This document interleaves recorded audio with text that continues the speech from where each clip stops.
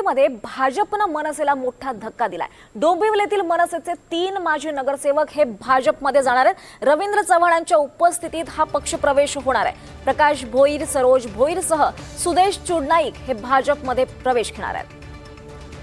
डोंबिवलीमध्ये आता मनसेला मोठा धक्का बसलाय। 3 माजी नगरसेवक मनसेचे हे भाजपमध्ये पक्षप्रवेश करतायत।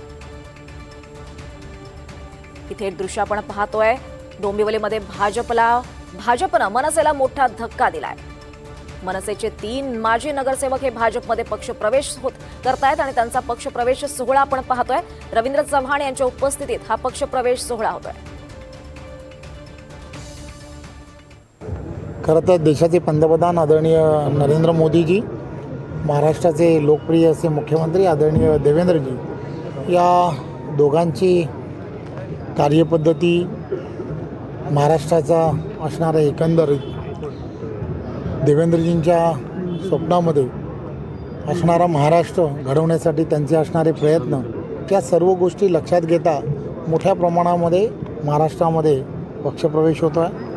आम्ही वर्षानुवर्षे एक परिवार म्हणून एक डोंबिवलीमध्ये काम करतो आहे, त्यामुळे त्यांनी आज जो प्रवेश केला आहे त्याबद्दल मी त्यांचं मनपूर्वक धन्यवाद देतो।